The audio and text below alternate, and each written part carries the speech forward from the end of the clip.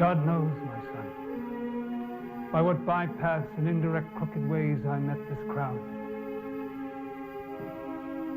And I myself know well how troublesome it shall sit upon my head.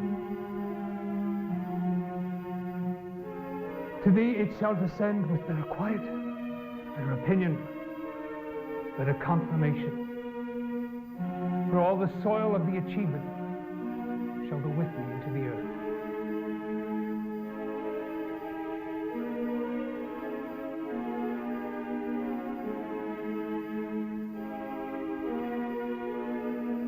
Then let me hear of you, my gentle cousin Westmoreland, when yesternight I counselled a decree in forwarding this to your expedience.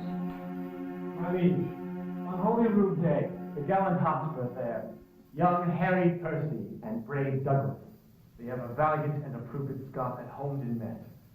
But they did spend a sad and bloody hour. 10,000 bold Scots, 22 knights, balked in their own blood at Holmdon's flames. The prisoners which he in this adventure hath surprised to his own use he keeps, and sends you word you shall have none. My liege, I did deny no prisoners. But I remember when the fight was done, came there a certain lord, neat and trimly dressed, fresh as a bridegroom.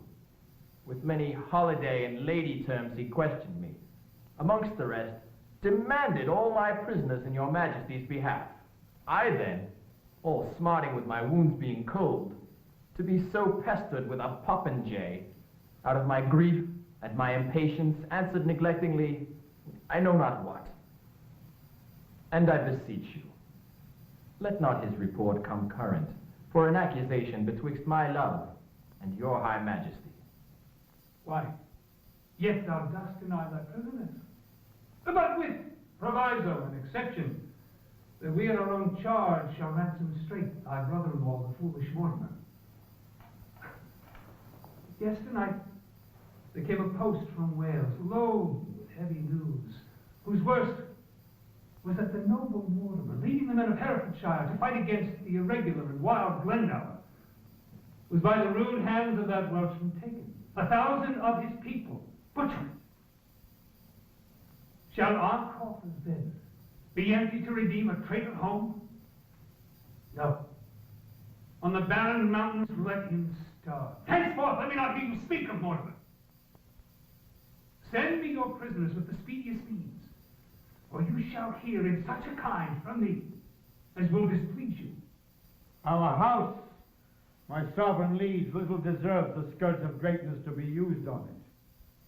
And that same greatness, to which our own hands have helped to make so portly. You have good leave to leave us.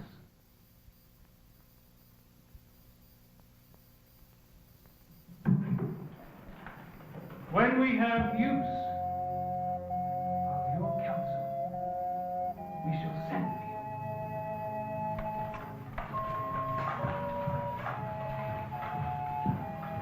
The Earl Douglas is discomfited. 10,000 bold Scots, 22 knights balked in their own blood. In faith, it is a conquest for a prince to boast of. Yes.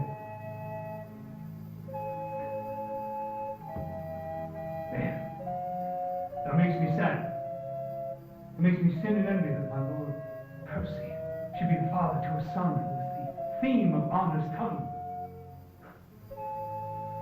Must I see riot and dishonor stain the brow of my young Harry? Can no man tell of my unthrifty son? 'Tis full 3 months since I did see him last. If any plague hangs over us, 'tis he.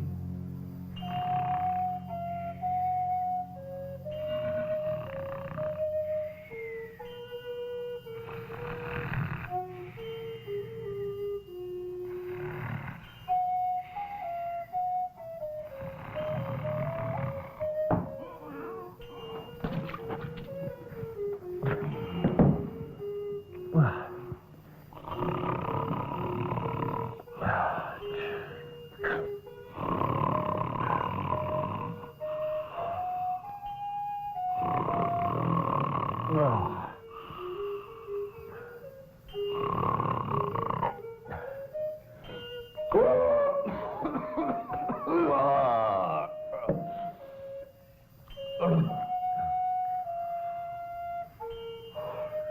Go. Now, Hal, what time of day is it, lad?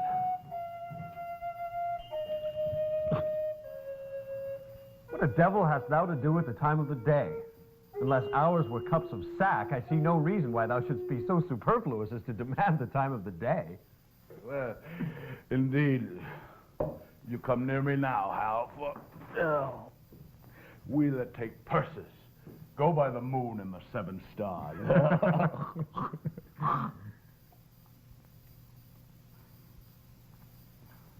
And I prithee, sweet wag, do not, when thou art a king, as God save thy grace, well, majesty, I should say, for grace thou wilt have none.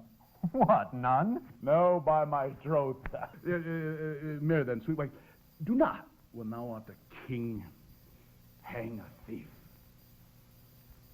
No, thou shalt. Good morrow, sweet Hal! Good morrow, Ned Point! My lads, tomorrow morning by 4 o'clock early, there are pilgrims going to Canterbury with rich offerings and traders riding to London with fat purses.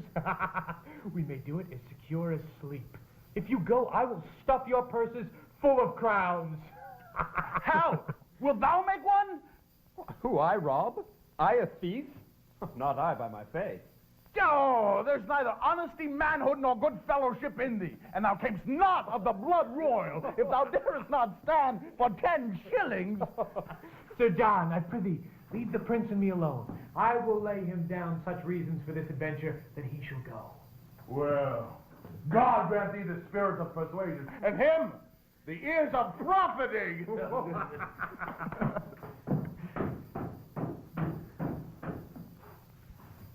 Now, my good sweet honey lord, ride with us tomorrow. I have a jest to execute that I cannot manage alone. Falstaff, Bardolph, Peto, shall rob. I have removed Falstaff's horse, and he frets like a gummed velvet. Boys! Stand close. Be hanged! Boys!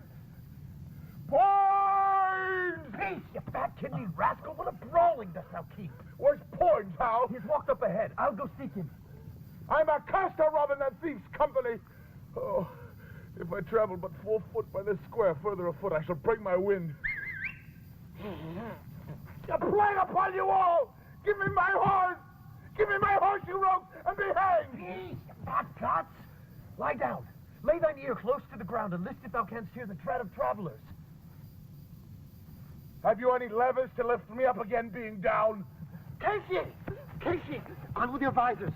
There's money of the king's coming this way. 'Tis going to the king's treasury. You lie, you rogue. 'Tis going to the king's tavern. There's enough to make us all to be hanged. How many be there of them? Some 8 or 10. Zoons, will they not rob us? Sirs, you 4 shall front them in the narrow lane. Ned Poins and I will walk lower. If they escape from your encounter, then they light on us. Sir Rajak, my horse stands behind the hedge. When thou needest him, there shalt thou find him. Farewell! Stand fast! Ned, where are the skies? Here, hard by.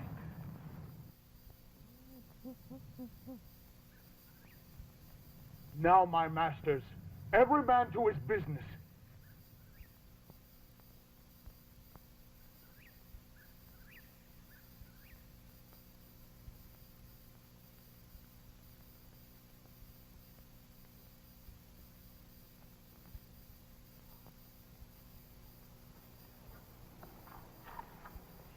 Bless us.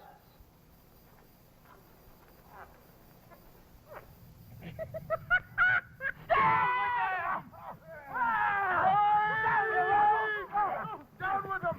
Let the villains throat! Fleece them!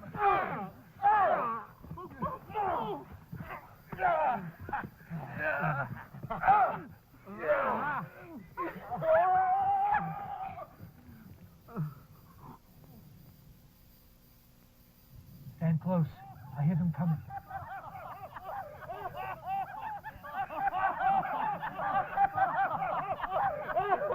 Oh, masters, let us share, and then to horse before day. And the prince and pawns be not two arrant cowards, there's no equity stirring. Your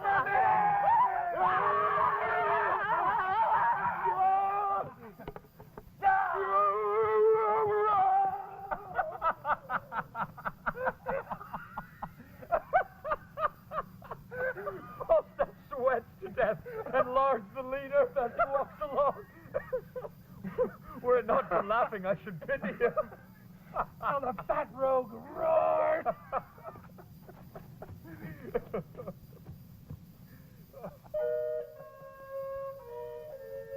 I know you all,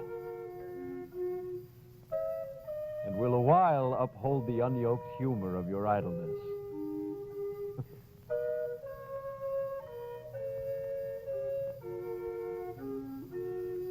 So when this loose behavior I throw off, and pay the debt I never promised, my reformation, glittering o'er my faults, shall show more goodly and attract more eyes than that which hath no foil to set it off.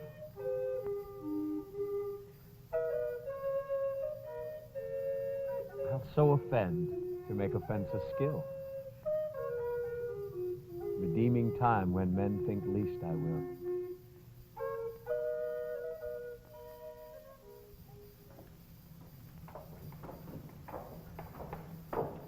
cousin, the king hath made your nephew mad. He will forsooth have all my prisoners.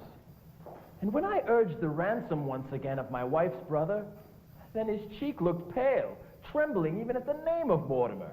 I cannot blame him. Was not Mortimer proclaimed by Richard that dead is the next of blood? He was. I heard the proclamation. And then it was the unhappy king did set forth upon his Irish expedition, from whence he, intercepted, did return to be deposed and shortly murdered. And for whose death we in the world's wide mouth live scandalized and foully spoken of. Did King Richard proclaim my brother Edmund Mortimer heir to the crown? He did. Myself did hear him. Nay, then I cannot blame his cousin king that wished him on the barren mountain starve. Shall it for shame be spoken in these days that men of your nobility and power did gauge them both in an unjust behalf, to put down Richard, that sweet lovely rose, and plant this thorn, this canker Bolingbroke? Yet time served, wherein you may revenge the jeering and disdained contempt of this proud king, who studies day and night to answer all the debt he owes to you, even with a bloody payment of your debts. Therefore, I say... Cousin, say no more. Imagination of some great exploit drives him beyond the bounds of patience. Good cousin, give me audience a while. And now I will unclasp a secret book. I'll read you matter deep and dangerous, full of peril and adventurous spirit. Those same brave Scots that are your prisoners. I'll keep them all. By God, he shall not have a Scot of them. No, if a Scot would save his soul, he shall not. I'll keep them by this hand. You start away and lend no ear unto my purposes. Those prisoners you shall keep. Nay, I will, that's flat. And that same sword and buckler, Prince of Wales, I would have him poisoned with a pot of ale. Farewell, cousin. I'll talk to you when you are better tempered to attend. I have done, i' faith. Then, once more to your Scottish prisoners. Deliver them up without their ransom straight to the Douglas. And then the power of Scotland to join with Mortimer. And 'tis no little reason bids us speed to save our heads by raising of a head. Forbear ourselves as even as we can. The king will always think him in our debt, and we think ourselves unsatisfied, till he hath found a time to pay us home. And see already how he doth begin to make us strangers to his looks of love. When time is right, I'll steal to Glendower and Lord Mortimer, where you and Douglas and all our powers at once, as I will fashion it, shall happily meet and bear our fortunes in our own strong arms, which now we hold at much uncertainty. Wounds! I will lift the downtrodden Mortimer as high in the air as this unthankful king, as this ingrate and cankered Bolingbroke. I'll away within these 2 hours. Uncles, adieu. Oh, let the hours be short, till fields and blows and groans applaud our sport.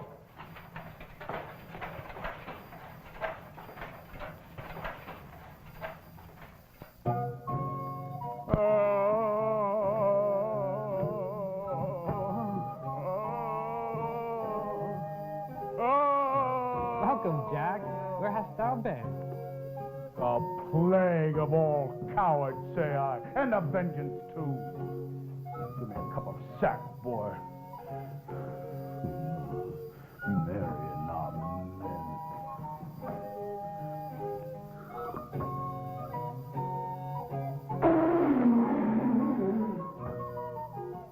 You rogue! Here's lime in that sack too. Go thy ways, old Jack. Die when thou wilt. There lives 3 good men unhanged in England, and one of them is fat and grows old. Why, you hoarse and round man, what's the matter? What's the matter? There'll be 4 of us here obtain £1,000 this day morning. Where is it? Where is it, Jack? Where is it? Taken from us it is. 100 upon poor 4 of us. What, 100, man? I'm a rogue if I was not at half swords with a dozen of them 2 hours together. I have escaped by miracle. Pray God you have not murdered some of them. Nay, that's past praying for.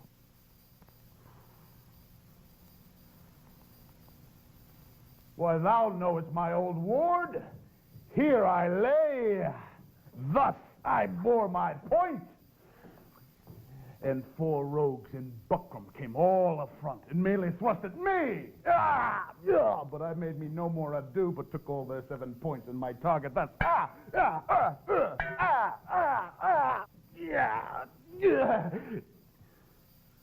Dost thou hear me, Hal? Aye, and mark thee too, Jack. Well, do so, for it is worth a listening to. So these 9 in buckram that I told thee of, their points being broken, began to give me ground. But I followed me close, coming foot in hand, and with a thought, 7, of the 11, I paid.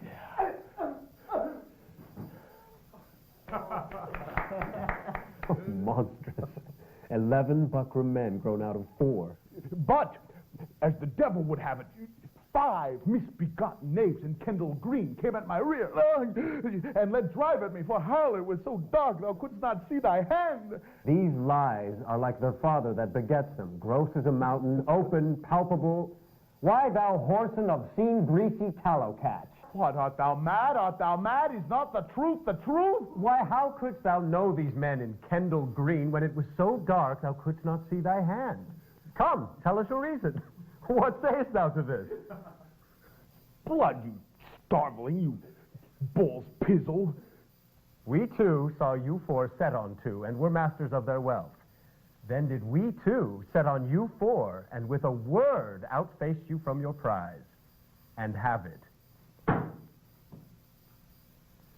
And Falstaff, you carried your guts away and roared for mercy, and still run and roared as ever I heard both have.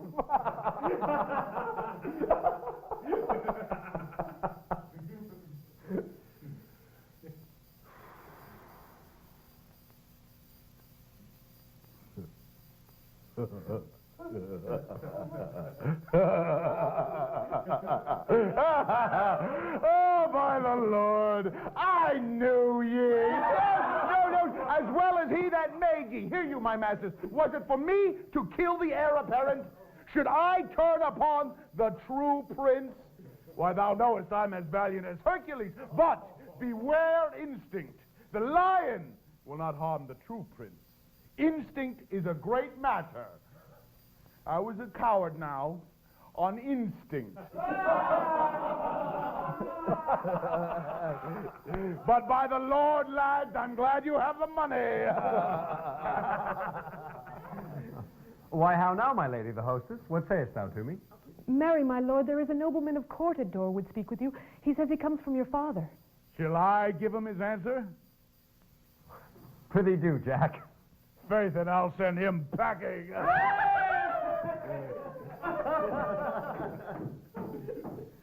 Now, sirs,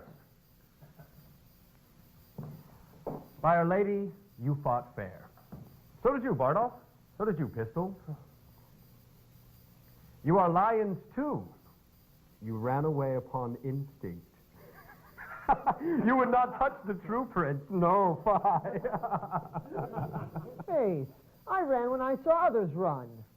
Faith, tell me now in earnest, how came Falstaff's sword so hacked? Why, he hacked it with his dagger. And would make you think it was done in fight, and persuaded us to do the like. Help! Help! There's villainous news abroad. Here was Sir Walter Blunt from your father. You must to the court in the morning. That same mad devil of the North Hotspur, and he of Wales. Owen Glendow. Owen Owen Glendow. What a plague call you him? Owen Glendow! Owen, the same. And his son-in-law Mortimer, and old Northumberland, and that sprightly Scot of Scots, Douglas. My father's beard has turned white with the news. But tell me, Hal, art not thou horribly feared? Thou being heir apparent, could the world pick out 3 such enemies as that fiend Douglas, that spirit Hotspur, that devil Glendower? Art not thou horribly afraid? Doth not thy blood thrill at it? Not a whit, in faith. I lack some of thy instinct. Well, thou wilt be horribly chid tomorrow when thou comest to thy father. If thou love me, practice and answer. Do thou stand for my father and examine me upon the particulars of my life. Shall I? This chair will be my stake. This dagger, my scepter. And this cushion, my crown.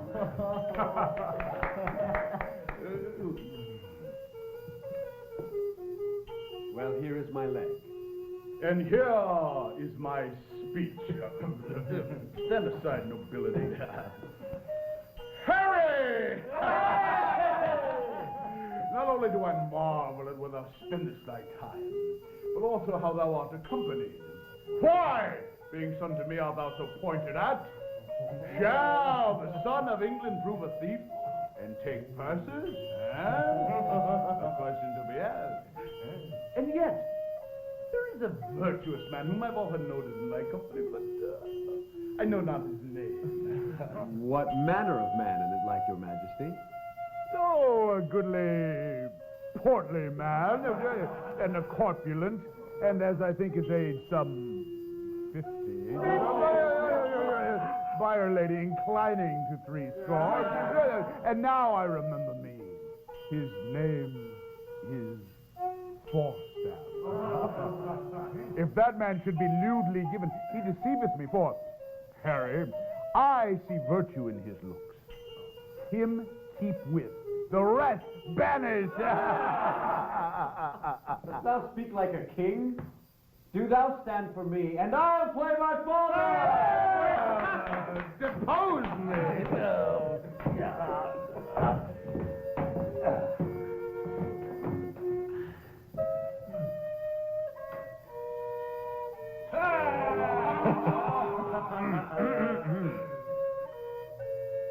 Now, Harry, the complaints I hear of thee are grievous. Blood, my lord, they are false. Swearest thou, ungracious boy? Henceforth, ne'er look on me. Thou art violently carried away from grace. There is a devil that haunts thee in the likeness of an old, fat man! A son of man is thy companion. Wherein is he good, but to taste sack and drink it? Wherein villainous, but in all things? Wherein worthy, but in nothing? My lord, the man I know. I know thou dost. but to say that I know more harm in him than in myself, or to say more than I know. Now, my good lord, banish Bardolph, banish Pistol, banish Poise, but for sweet Jack Falstaff, kind Jack Falstaff, true Jack Falstaff, valiant Jack Falstaff, and therefore more valiant being as he's old Jack Falstaff. Banish not him thy Harry's company.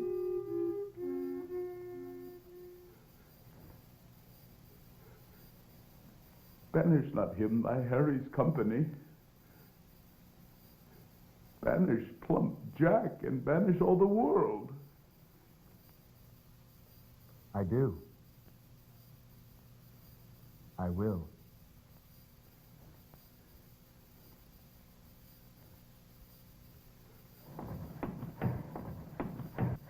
Oh, my lord, the Lord Chief Justice with the watches at the door. They've come to search the house. How?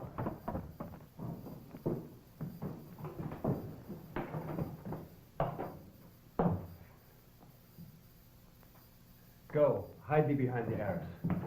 Go ahead, go.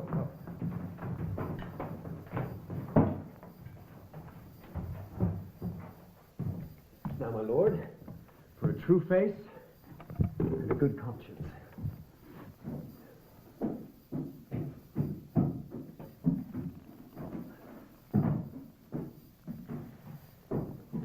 Now, my Lord Chief Justice, what is your will with me? Pardon me, my lord. A hue and cry hath followed certain men unto this house. What men? One of them is well known, my gracious lord. A gross fat man. The man, I do assure you, is not here, for I myself at this time have employed him. There are two gentlemen have in this robbery lost 300 marks. It may be so. If ye have robbed these men, ye shall be answerable. And so farewell.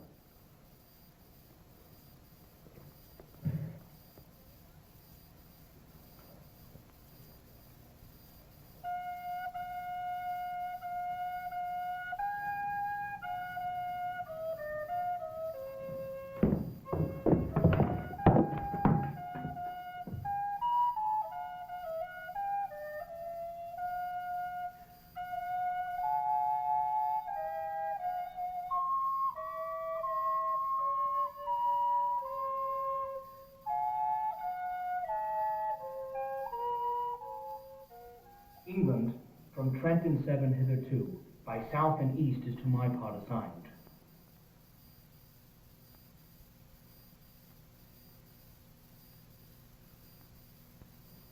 My son, John of Lancaster. My son, Humphrey of Gloucester. Give us leave. The Prince of Wales and I must have some private conference.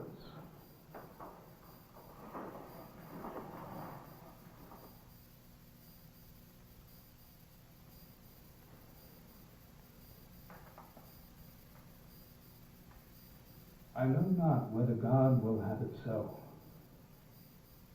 For some displeasing service I have done, that in his secret doom, out of my blood, he'll breed revengement of a scourge for me. So please your majesty, I would I could quit all offenses with as clear excuse, as well as I am doubtless I can purge myself of many I am charged withal. Had I so lavish of my presence been, so common hackneyed in the eyes of men, so stale and cheap to vulgar company, opinion that did help me to the crown, had still kept loyal to possession and left me in reputeless banishment, a fellow of no mark nor likelihood. Richard, the skipping king, mingled his royalty with capering fools, grew a companion to the common streets, and in that very line, Harry, standst thou. For all the world, as thou art to this hour, was Richard then when I from France set foot at Ravensburg. And even as I was then, his Hotspur now. Now by my sceptre and my soul to boot, he hath more worthy interest in the state than now, the shadow of succession. Worcester, Vernon, Hotspur, Douglas, Glendower, capitulate against us and are up. Wherefore do I tell these news to thee? Why, Harry, do I tell thee of my foes? Which art my nearest and dearest enemy? Thou, that are like enough to fight against me under Hotspur's pay, to dog his heels and curtsy at his frowns, to show how much thou art degenerate. Do not think so. You shall not find it so. And God forgive them that so much have swayed your majesty's good thoughts away from me. I will redeem all this on Percy's head, and in the closing of some glorious day be bold to tell you that I am your son, when I will wear a garment all of blood and stain my favors in a bloody mask which washed away shall scour my shame with it. The time will come that I shall make this northern youth, this Hotspur, exchange his glorious deeds for my indignities. This, in the name of God, I promise here. And I will die 100,000 deaths ere break the smallest parcel of this vow. 100,000 rebels die in this.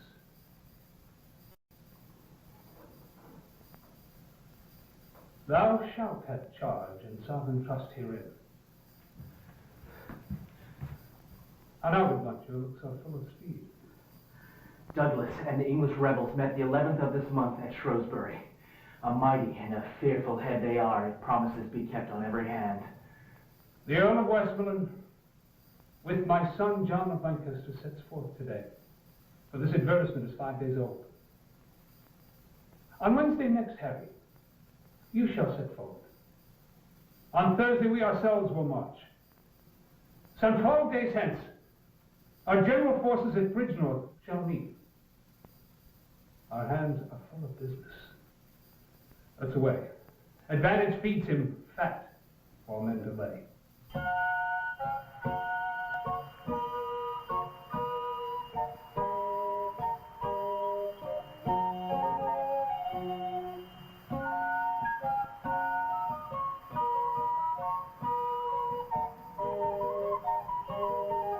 Hi!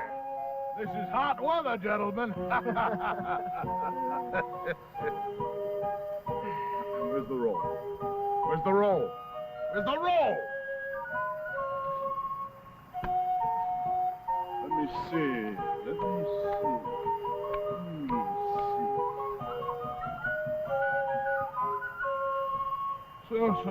So. Yay, Mary.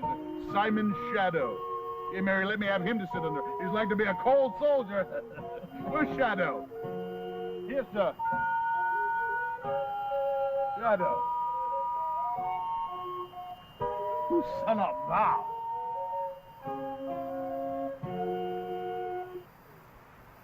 My mother's son, sir? Thy mother's son! Like enough. And thy father's shadow. Prick him! For we have a number of shadows fill up the muster book. Let me see. Francis Feeble. Oh, yes, sir. What trade art thou, Feeble? A woman's tailor, sir. Wilt thou make as many holes in an enemy's battle as thou hast done in a woman's petticoat? I will do my goodwill, sir. I can do no more. Well said, courageous Feeble. Well said, good woman's tailor. Thou wilt be as valiant as the magnanimous mouse or the most wrathful dove. Prick the woman's tailor.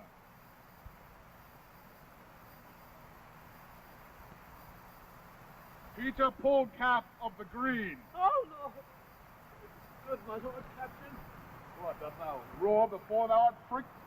Oh, Lord, I am a diseased man. What disease hast thou? Oh, some cold, sir. A cough, sir. Come, thou shalt go to the wars in a gown. We will have away thy cold, and I'll take such order that thy friends shall ring for thee. Let me see.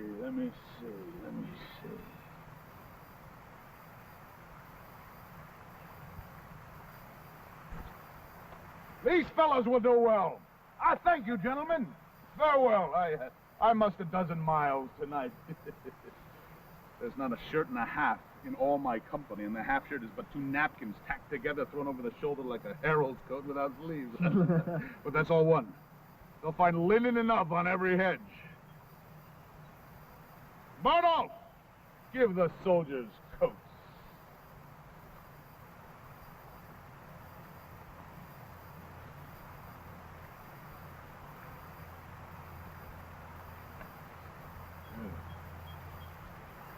But be not ashamed of my soldiers. I am a soused gurnet.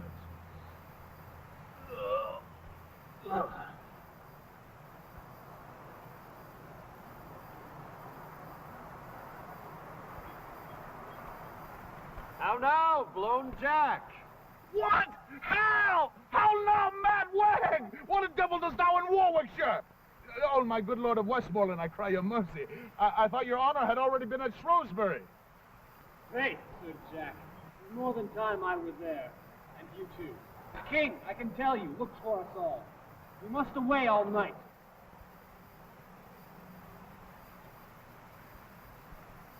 Tell me, John, whose fellows are these that come after? Mine, Hal, mine. I did never see such pitiful rascals in my life. Tut, tut, good enough to toss. They'll fill a pit as well as better, I can assure you. Hal, if thou see me down in battle, and thou bestride me so, 'tis a point of friendship. Nothing but a colossus could do thee that friendship. Say thy prayers, and farewell.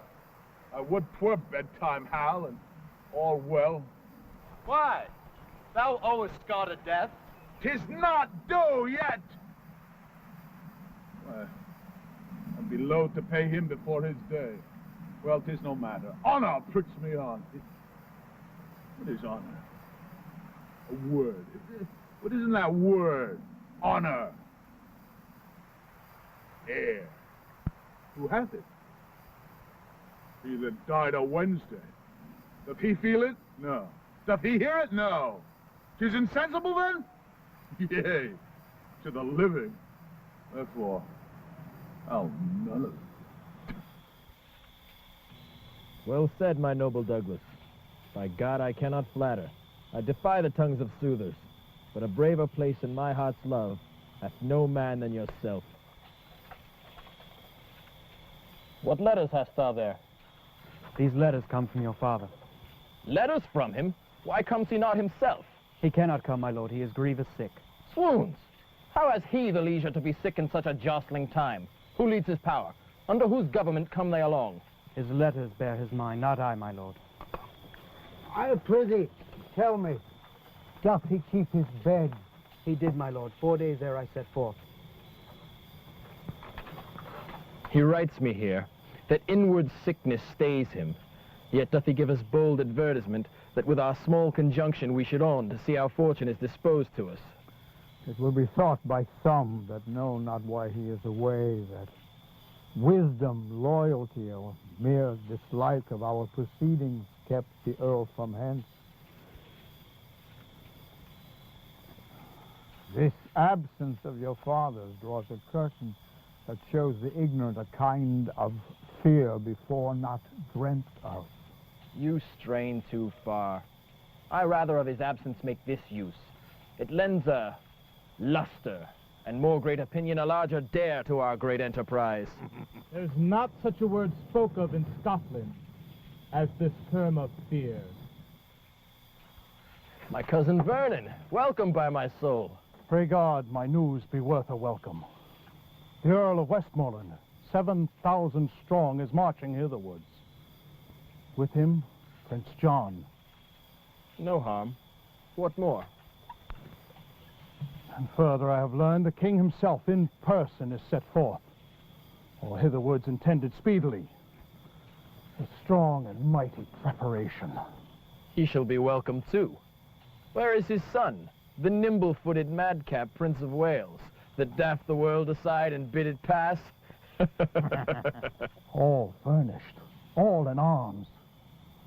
I saw young Harry, gallantly armed, rise from the ground like feathered Mercury, vaulted with such ease into his seat as if an angel dropped down from the clouds to turn and win the fiery Pegasus, and witch the world with noble horsemanship.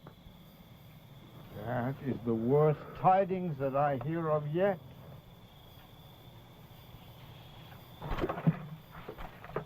What may the king's whole battle reach unto?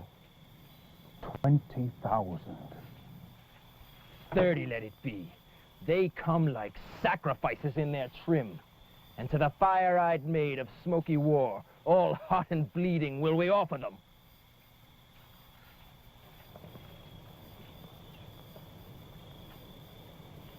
I come with gracious offers from the king, if you vouchsafe me hearing and respect. Welcome, Sir Walter Blunt. And would to God you were of our determination.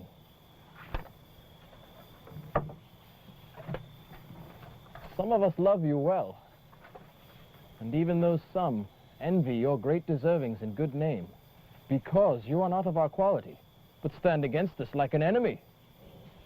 And God defend, but still I should stand so long as you stand against anointed majesty. But, to my charge, the king hath sent to know the nature of your griefs. If that the king have any way your good deserts forgot, he bids you name your griefs, and with all speed you shall have your desires with interest, and pardon absolute for yourself and these herein misled by your suggestion. The king is kind. And well we know the king knows at what time to promise, when to pay. When he was sick in the world's regards, wretched and low, a poor unminded outlaw sneaking home, my father gave him welcome to the shore. And when we heard him swear that he came but to be Duke of Lancaster, we swore him assistance. And short time after, he deposed the king. Soon after that, deprived him of his life. He suffered my kinsman Mortimer to be engaged in Wales, there, without ransom, till I forfeited, raided mine uncle from the council board, enraged, dismissed my father from the court, broke oath on oath, committed wrong on wrong, and in conclusion drove us to seek out this head of safety, and withal to pry into his title, the which we find too indirect for long continuance. Shall I return this answer to the king? Not so, Sir Walter. We'll withdraw a while, and in the morning early shall mine uncle bring him our purposes. And so, farewell. I would you would accept of grace and love. And maybe so we shall. Pray God you do.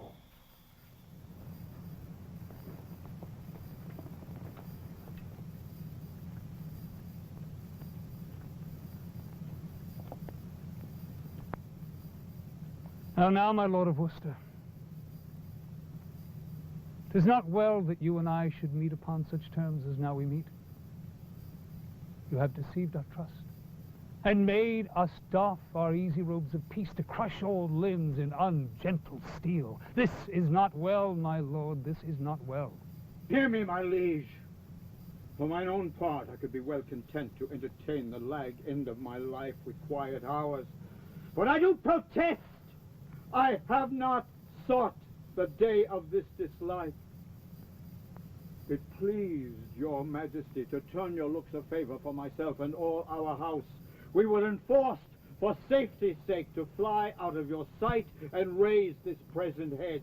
And never yet did insurrection want such watercolors to enpaint his cause. In both our armies there is many a soul shall pay full dearly for this encounter if once they join in trial. Tell your nephew, the Prince of Wales, doth join with all the world in praise of the gallant Hotspur.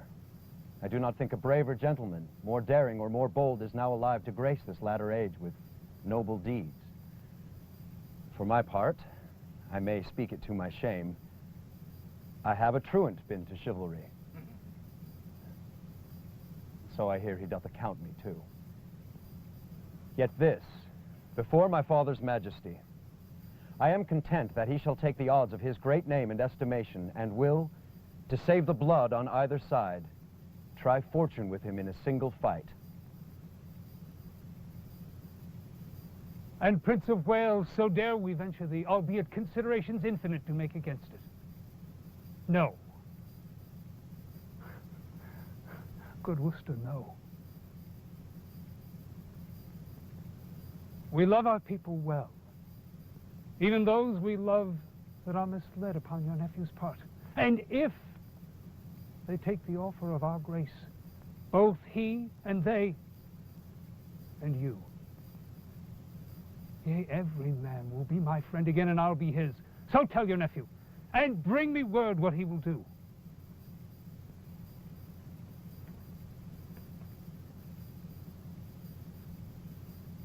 It will not be accepted on my life. The Douglas and the Hotspur both together are confident against the world in arms. Hence, therefore, every leader to his charge. For on their answer were we set on them. And God befriend us, as our cause is just. Oh, no. My nephew must not know, Sir Richard, the liberal and kind offer of the king. To a best he did. It is not possible. It cannot be the king should keep his word in loving us. He will suspect us still and find a time to punish this offense in other faults. My nephew's trespass may be well forgot, but have the excuse of youth and heat of blood. We did train him on, and his corruption being ta'en from us, we, as the spring of all, shall pay for all. Therefore, good cousin, let not Harry know in any case the offer of the king. Deliver what you will. I'll say it is so.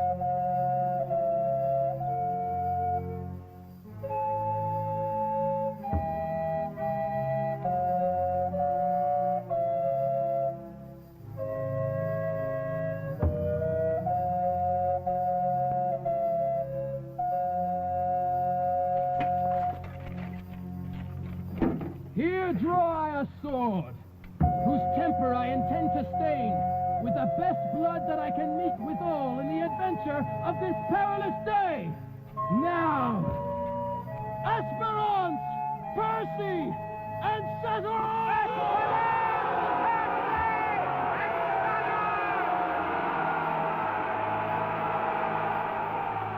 Game's afoot.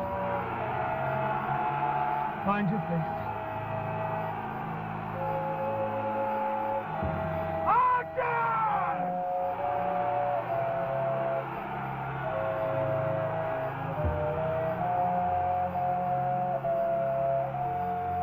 And upon this charge, cry God for England and St. George!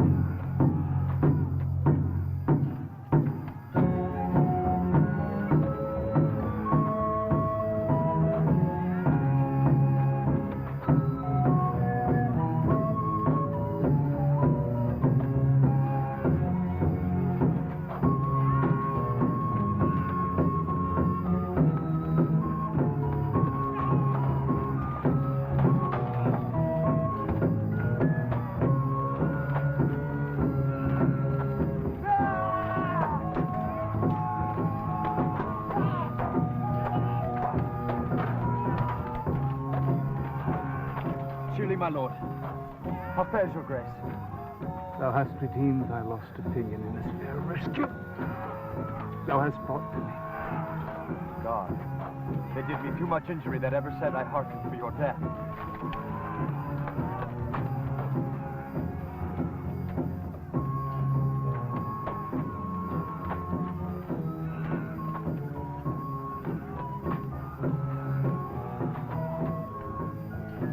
The better part of valor is discretion. You know which better part? I have saved my life.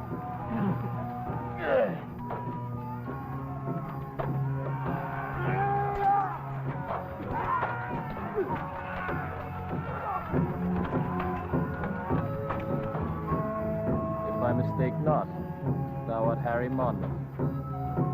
Thou speakst as if I would deny my name. My name is Harry Percy. Why, then I see a very valiant rebel of the name. I am the Prince of Wales, and think not, Percy, to share with me in glory any more. Two stars keep not their motion in one sphere, nor can one England brook a double reign of Harry Percy and the Prince of Wales. Nor shall it, Harry, for the hour is come to end the one of us. And would to God thy name in arms were now as great as mine. I'll make it greater ere I part from thee.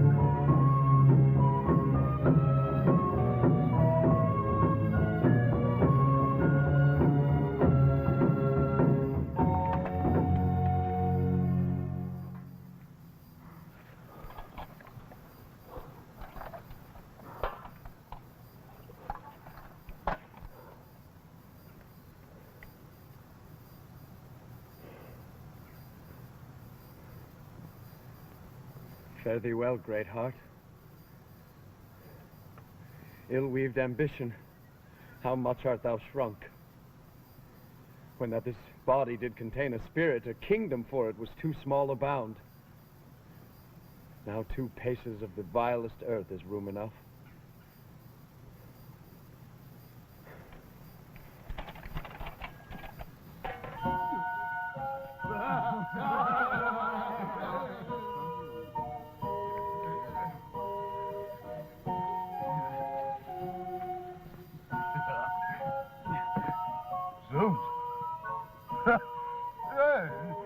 I'm afraid of this dangerous Hotspur, though he be dead.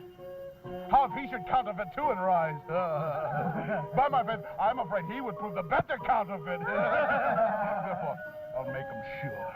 Therefore, sirrah, with this new wound in your thigh, come you along with me.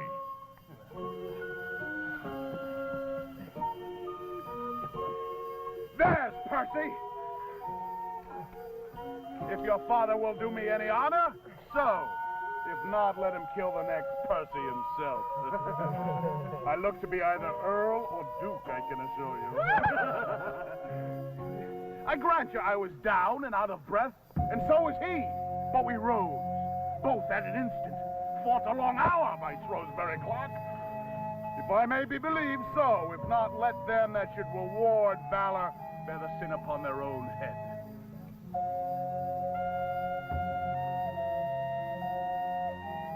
The trumpet sounds retreat. The day is ours. Come, brother. Let us to the highest of the fields to see what friends are living, who are dead.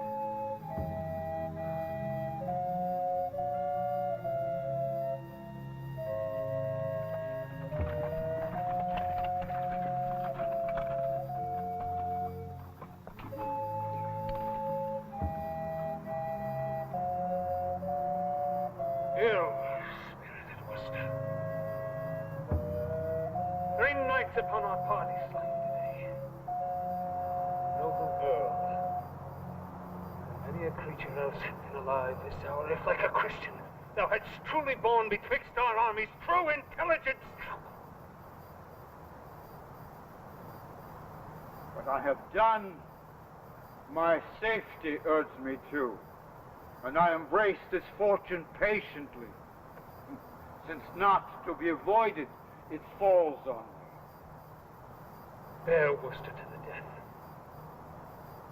And Vernon too.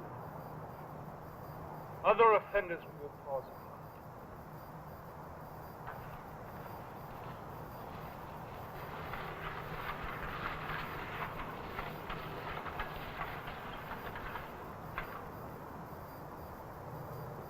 How goes the field? The noble Scot, Lord Douglas, when he saw the fortune of the day quite turned from him, fled with the rest. Falling from a hill, he was so bruised that the pursuers took him. At my tent the Douglas is, and I beseech your grace, I may dispose of him. All my heart. Then, brother John of Lancaster, to you this honorable bounty shall belong.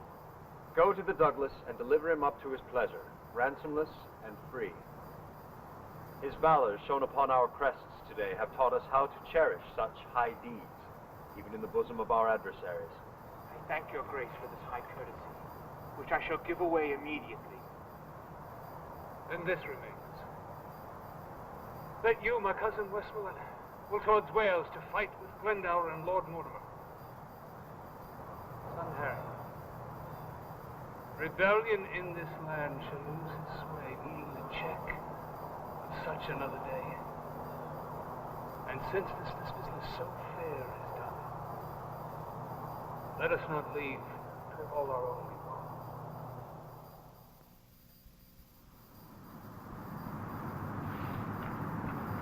Why, there it is. I was as virtuously given as a gentleman need to be. Virtuous enough, swore little, diced not above 7 times a week. Went to a bawdy house not above once in a quarter of an hour. Paid back money that I borrowed 3 or 4 times. Lived well and in good compass, and now I live out of all order, out of all compass. Why, you are so fat, Sir John. You must needs be out of all compass. Out of all reasonable compass? Company. Villainous company hath been the spoil of me.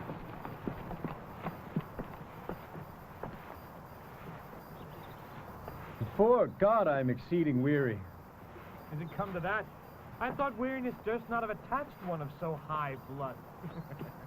Doth it not show vilely in me to desire small beer? How ill it follows. After you've labored so hard, you should talk so idly. Tell me, how many good young princes would do so? Their fathers lying so sick as yours is. What wouldst thou think of me if I should weep? I would think thee a most princely hypocrite. It would be every man's thought, and thou art a blessed fellow to think as every man thinks. But I tell thee, my heart bleeds inwardly that my father is so sick.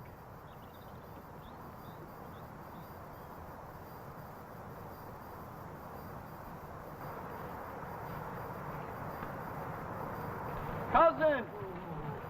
What news? The king, your father, is at Westminster. There are 20 weak and weary posts come from the north. As I came along, I met and overtook a dozen captains, sweating, bareheaded, knocking on the taverns. Everyone looking for your grace.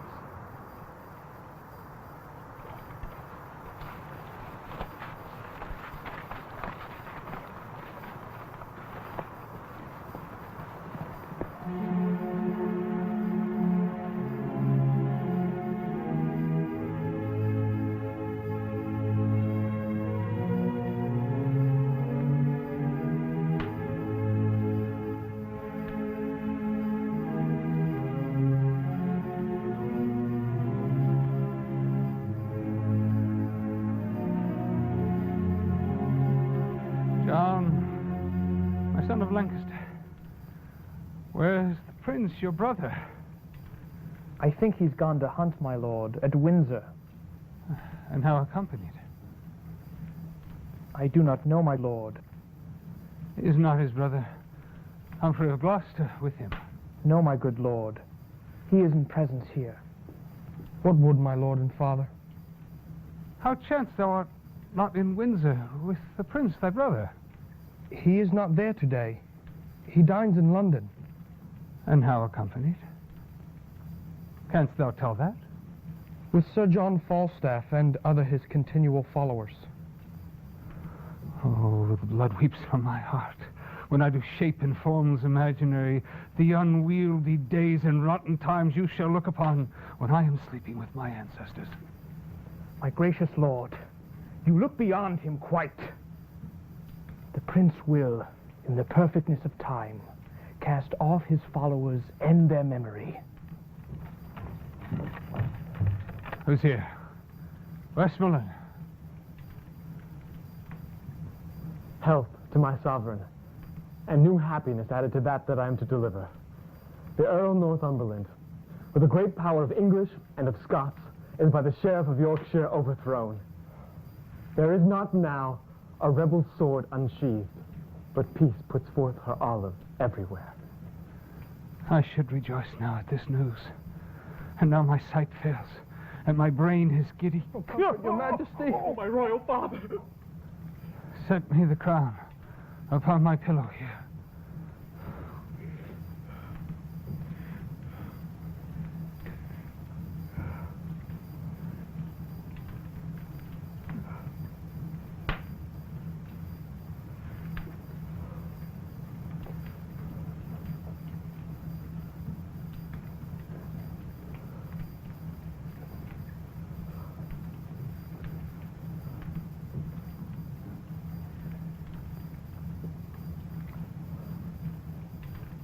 How now? Rain within doors and none abroad?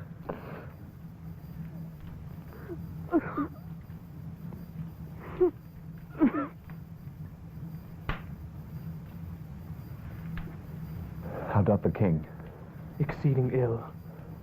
Heard he the good news yet? He altered much upon the hearing it. If he be sick with joy, he'll recover without physic. Let us withdraw into the other room.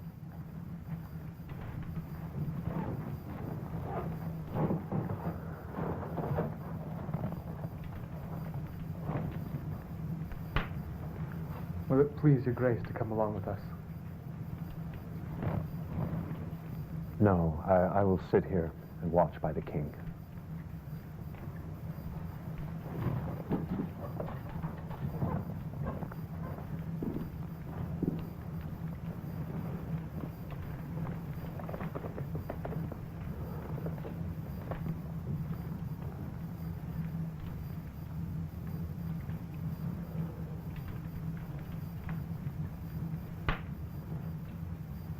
My gracious lord, my father, the sleep is sound indeed. This is a sleep that from this golden wriggle hath divorced so many English kings.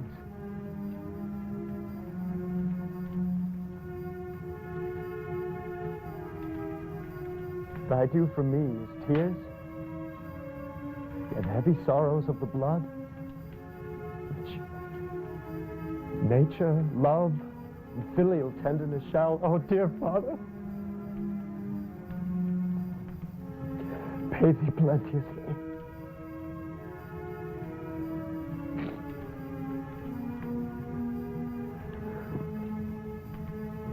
My due from thee is this imperial crown, which, as immediate from thy place in blood, derives itself to me.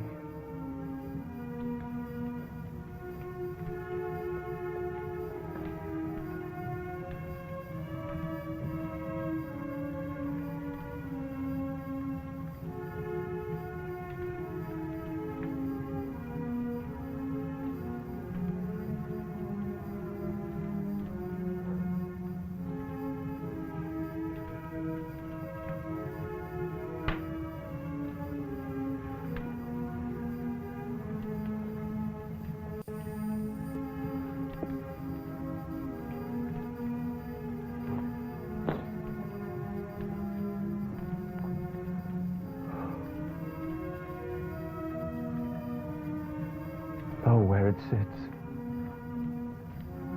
which God shall guard, and put the whole world's strength into one giant arm, it shall not force this lineal honor from my head.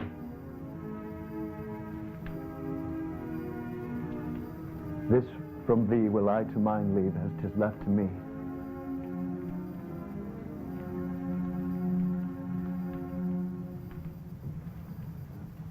Dost thou so hunger for mine empty chair, that thou wilt needs invest thee with my honors before thy hour be ripe? Then get thee gone, and dig my grave thyself, and bid the merry bells ring to thine ear, that thou art crowned, not that I am dead. There is your crown. And he that wears the crown immortally, long guard it yours. God witness with me. When I here came in and found no course of breath within your majesty, I spake unto this crown as having sense, and thus upbraided it. The care on thee depending hath fed upon the body of my father. Therefore, thou best of gold art worst of gold.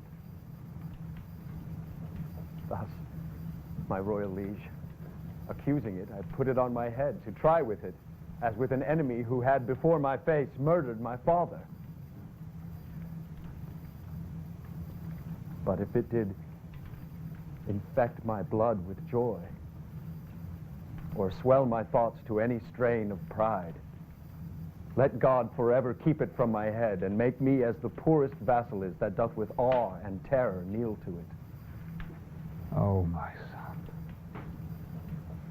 God put it in thy mind to take it hence, that thou mightst win the more thy father's love, pleading so wisely in excuse of it. Come, Harry, sit. And here I think the very latest counsel that ever I shall breathe.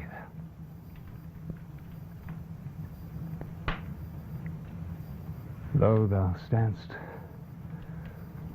more sure than I could do. Thou art not firm enough.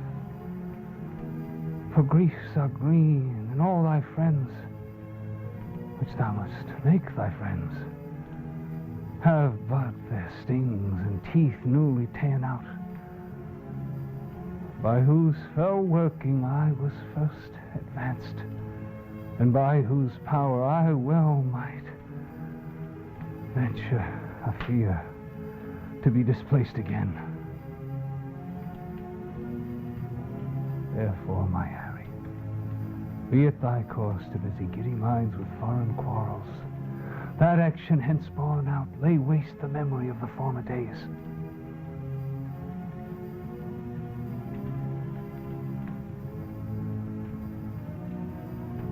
How I came by the crown, God forgive, and grant that it may with thee in true peace live.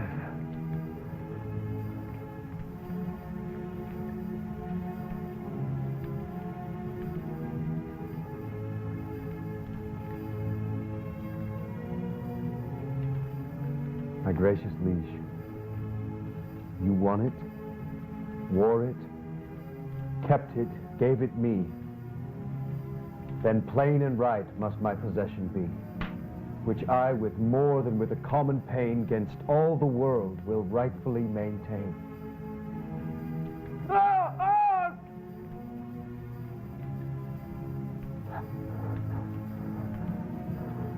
Doth any name particular belong unto this room?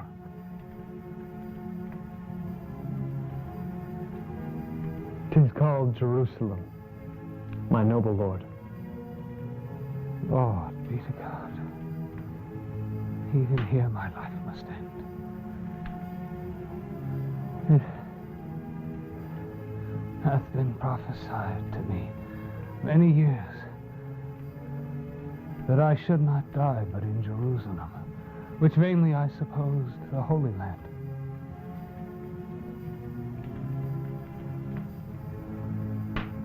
But here I'll lie. In this Jerusalem shall Harry die.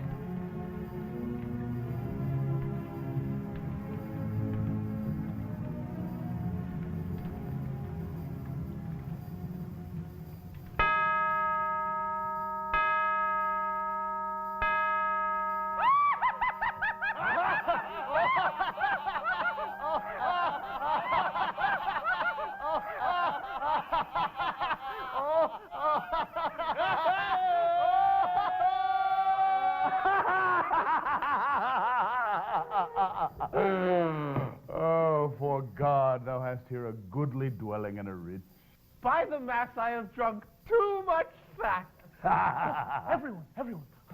Come, cousin.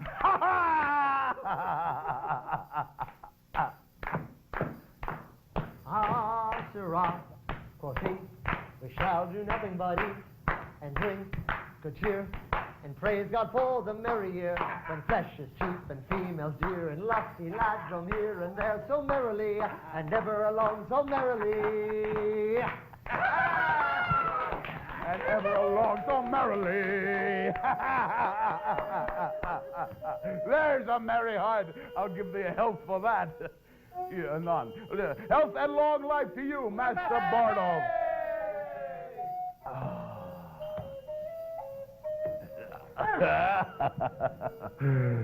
Kiss me, hostess.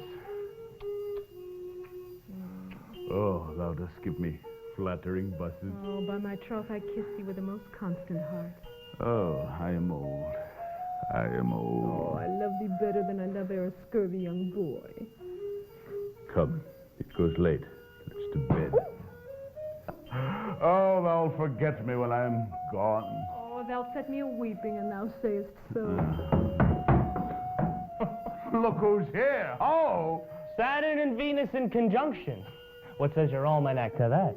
How now, pistol? Sir John, God save you.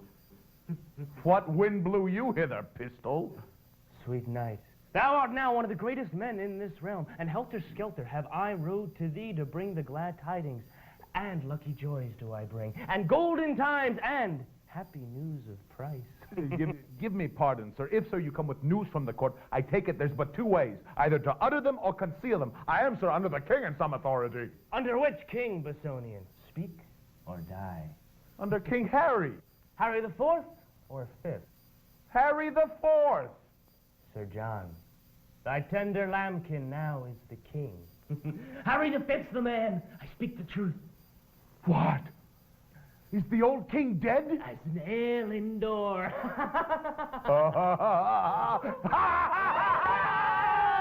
Away, Bardolph, saddle my horses. Peto, choose what office thou wilt in the land. 'Tis thine. Pistol, I will double charge thee with dignities. What? Do I bring good news? I am Fortune's steward. Get on my boots. We'll ride all night. Oh, sweet pistol. Let us take any man's horses. The laws of England are at my commandment.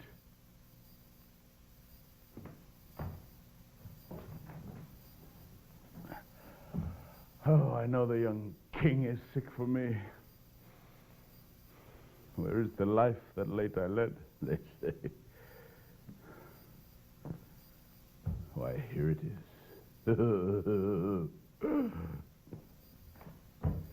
Welcome these pleasant days.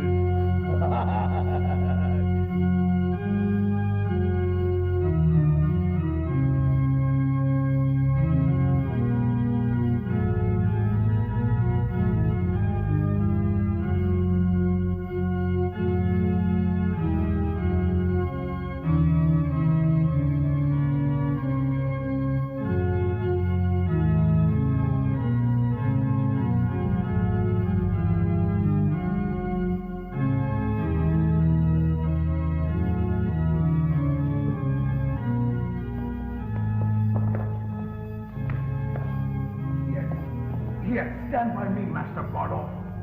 I will make the king do you grace. Oh, I will leer upon him as he comes by, and you but mark the countenance that he will give me. God bless my mark, good knight. Come here, Bristol. Stand behind me. Oh, if I had had time to have new liveries made.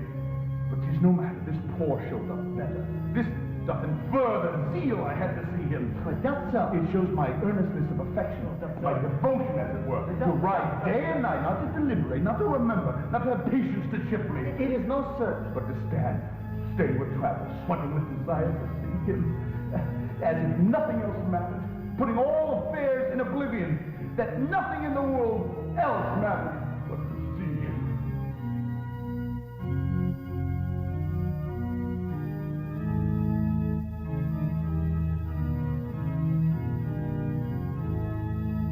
Your Majesty, you look strangely on me.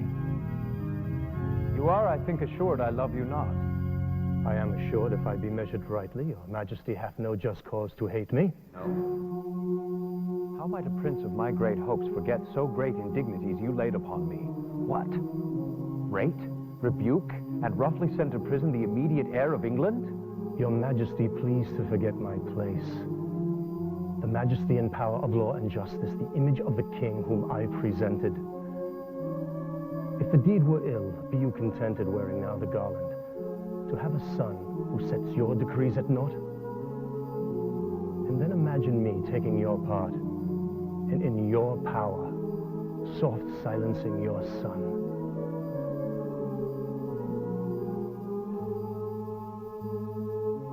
You are right, Justice, and you weigh this well.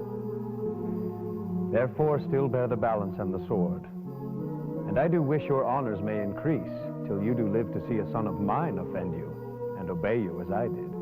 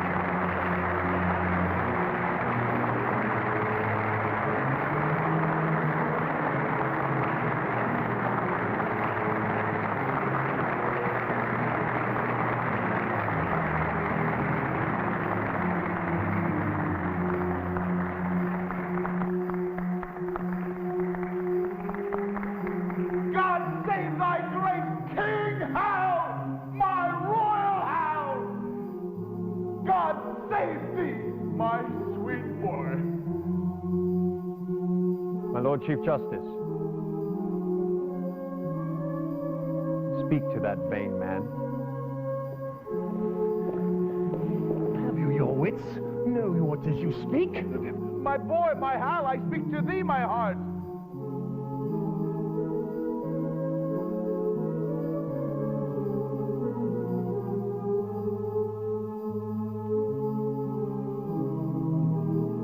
I know thee not, old man. Fall to thy prayers. How ill white hairs become a fool and jester. I have long dreamt of such a kind of man, so old, so surfeit swelled, and so profane. But being awake, I do despise my dream. Presume not that I am the thing I was. For God doth know, so shall all the world perceive that I have turned away my former self.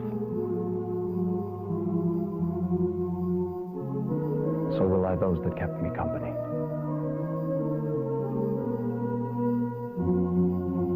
Set on.